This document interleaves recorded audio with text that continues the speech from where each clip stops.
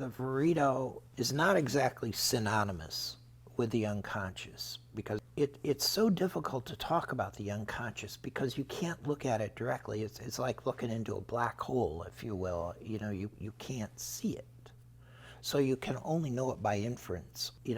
When you project something, then you can recollect the contents of the projection back in a conscious way. And so Jung, in his Rosetta Stone, he has provided us with the symbols and the terms of understanding our dreams.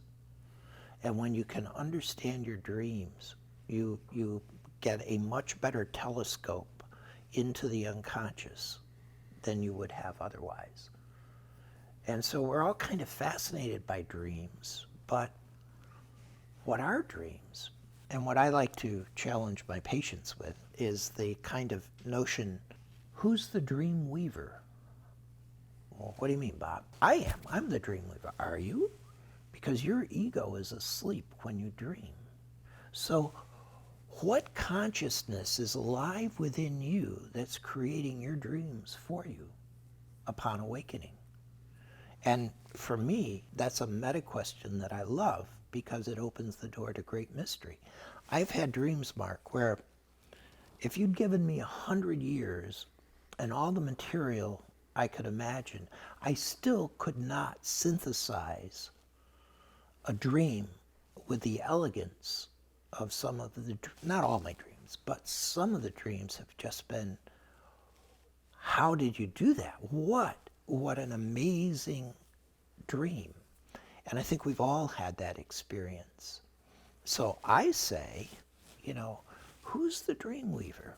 What is this consciousness that abides within us? That's awake while you were asleep. Yeah, and has presented you this glorious image, this glorious... and it's in its own language, so to speak. Good point. It's using some connection so that at least you know what's going on. There's a commonality that you can follow, but weird stuff comes out of nowhere. And how do we understand it, and what is the nature of it? And it's my opinion that it corresponds with entirely different kinds of laws of association or physical laws. But once you kind of get your mind around some of those, you can start to understand how the dream is applied to your life and what the dream weaver is telling you about your life. And generally speaking, it's not about judgment. My sense of a dream is like a snapshot, like a Polaroid of your life without judgment. It just is, kind of like a sunset. It would be, to describe a dream as wrong would be to say, that sunset's wrong. And it's just absurd. So a dream is just a snapshot of your life that the dream weaver wanted to present you last night. And they very often do correspond with things that are going on that you're not aware of. So Quite unaware. Relationships that or stresses that you don't know are active. And then, or challenges that you never even saw. But it all comes out of the Verito. And that's why I'm so excited about this fourth stage of alchemy, because it's the articulation of the Verito and this woman seeing the water, the unconscious being poured, because this is the first time the human element of comprehension is being applied. The Gemini twins are too immature and too much alike to have much differentiation as human beings.